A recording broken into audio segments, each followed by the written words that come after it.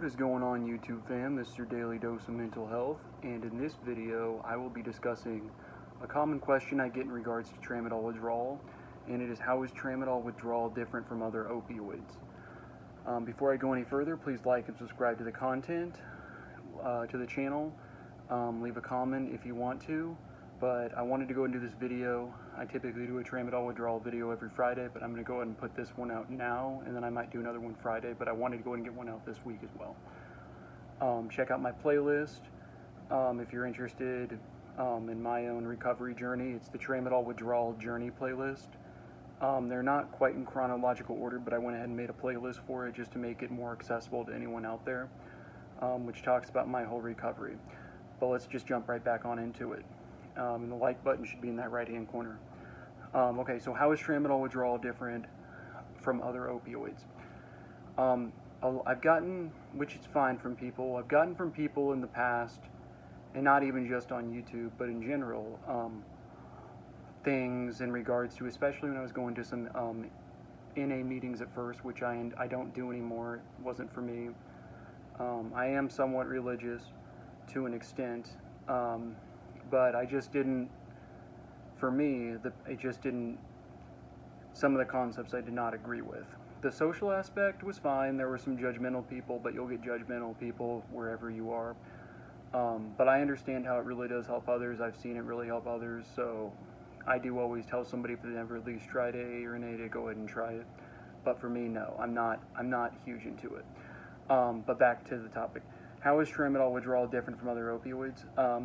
As I've said, I've gotten from some people that they claim tramadol is a lot weaker.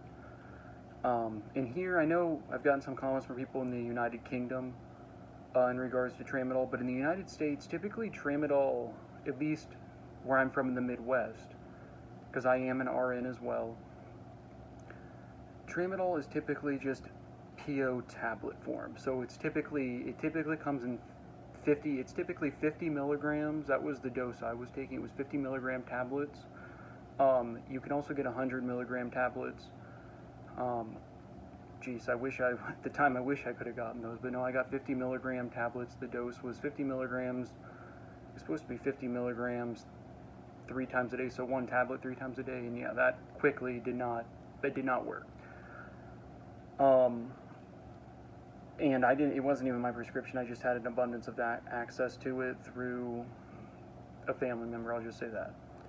But anyway, so I have tried in my past some other opiates and opioids. I've tried hydrocodone. I had that one time for my wisdom teeth. I tried oxycodone, oxycontin,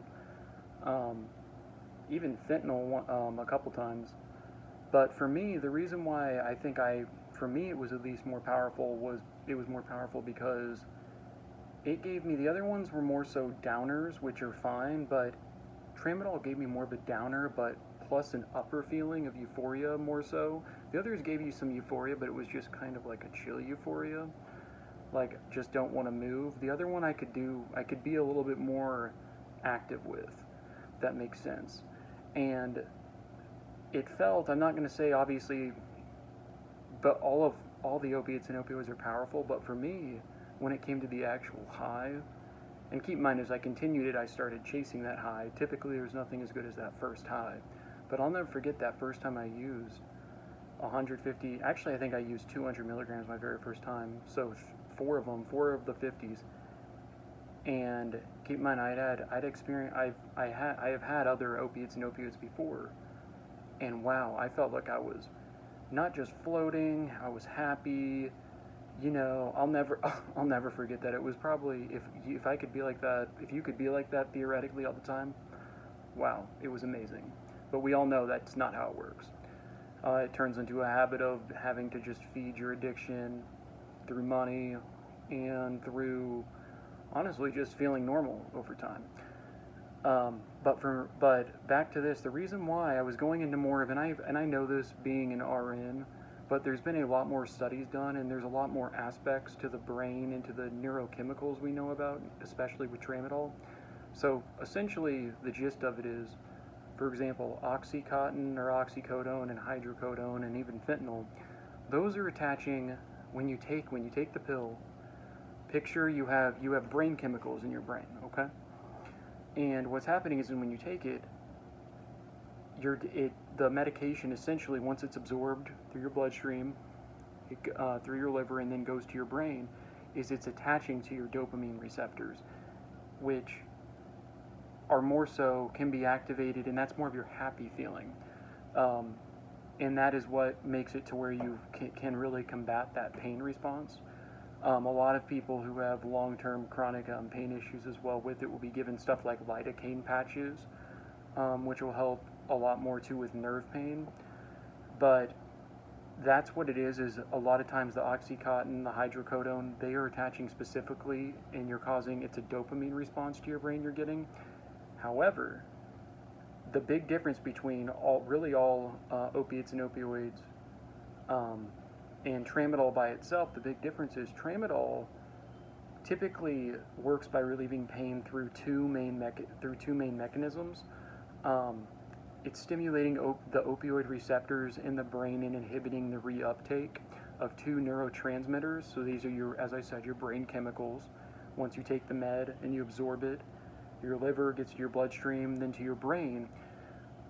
It not only stimulates dopamine, that happiness, but it also, and this is the two neurotransmitters I'm talking about, stimulate serotonin and norepinephrine. There are only two forms really that's the big thing. That's why when the withdrawal can be a lot harder for somebody going through tramadol that has used tramadol, because you're really going through, it's not your typical withdrawal. When you typically go through a traditional, like, one withdrawal, but this has two aspects to the withdrawal. And the traditional opioid withdrawal and the atypical opioid withdrawal can be displayed during this. So it's essentially you're fighting two in one. It's essentially you have an opioid withdrawal and also an antidepressant withdrawal. And the big thing is, if you're using tramadol, you're never supposed to, you should never cold turkey tramadol, especially if you've been taking it long term. Let's even say at 150 to 200 milligrams, because you essentially will have physical withdrawal, but also you can have seizures from it, and you can also, the big thing is, have serotonin syndrome because of the serotonin aspect it has on your brain. Norepinephrine was discovered as I was talking about, it was one of the last brain chemicals to be discovered. And that one can have effects, it can make you uplift your mood, plus have effects on serotonin. So, I mean, how I see it, and when discussing this with other doctors, it says it has two aspects. In my opinion, it really has three, because the dopamine needs to be included. Because anytime with serotonin and norepinephrine chemicals, typically the dopamine will be attached to as well. So that's why, in my opinion, when it comes to actual drugs long term, like quitting, you might get higher on hydrocodone or oxycodone than tramadol, but long term, the safer one to withdraw from would actually be the hydrocodone, the oxycodone, because you might have a harsh physical withdrawal from it. Tramadol, you can have maybe a milder one, but you have the other risk. With hydrocodone and oxycodone, it's the physical withdrawal, and you're not really at risk for seizures. It's very similar to a heroin withdrawal, hydrocodone and oxycodone. I've seen it in the clinical setting many times. And it's typically, when somebody quits, for example, something like if they've been a long-term opioid abuser, there's typically, with the exception of tramadol being gone, it's typically the first 24 hours, they're typically okay, then they start getting a little agitated and restless, and then they'll go into full withdrawal. And it can include things, the biggest things I've seen in regards to, and I'm just going to go ahead and throw it out, tramadol withdrawal, hydrocodone withdrawal, and really any opioid withdrawal. So this includes tramadol. The biggest thing I have seen is the nausea, not wanting to eat. Tramadol doesn't really have GI pain, but with other opioids and opioids it does. The muscle pain, the muscle aches, the feeling of like that feeling when you you know, when you like feel like a cold or fever coming on, your joints and your body, your muscles ache. That's a big one. That was a big one with me in the tramadol withdrawal, was the muscle aches. But outside of the physical withdrawals for me, that I didn't have too bad of physical withdrawals, but I also tapered a little bit off the med. I'm happy I didn't have seizures, but and I used some other things as well that I've discussed. And you can find the videos on things that it helped combat my tramadol withdrawal. I've got videos on it. I've made videos on it, so you can check those out as well. But outside of that, things like hallucinations, intense paranoia, high anxiety, and panic attacks, I didn't have any of that. It's actually the hallucinations and increased paranoia is something with, especially, it's more so with uppers. Downers, I personally, and I've seen a lot of patients as well, that's not something, especially the hallucinations, is not something I've seen a lot of. So if you've ever had hallucinations when using opiates or opioids when you withdraw, put a comment down here below. Intense paranoia, yes, I have seen a little bit more of. And that can go more into the post-acute withdrawal phase. And if I have a video on post-acute withdrawal, how it was for me and what it is, describing what it is. But also, the big thing that I wanted for everyone to take away was from this video is don't let somebody tell you, and I know once again I'm just somebody on YouTube, but the point of this channel is to no bullshit. Don't bullshit. To not bullshit anyone. Don't let somebody tell you if you've been taking tramadol long term that, oh, just because, oh, that's like a lighter opiate or opioid, that's nothing compared to hydrocodone, oxycodone. You know, maybe the high might not be, but for me, personally, it was. Everyone's different. But the thing you need to really be cautious with is if you're going to withdraw it, if you're going to be withdrawing from it or cold turkeying, definitely discuss it with your doctor first. And if you don't want to do that, at least do research, because a lot of times it will talk about seizures in there. That's the biggest thing with tramadol withdrawal. But you should always discuss it with your doctor. As I've said, I am a medical professional. I am an RN, but I'm not a doctor, so I can't give medical advice in regards to telling you what you should and should not do. I can give education and give my own experiences, but that's about it. But really, just be cautious with that, because everyone's different.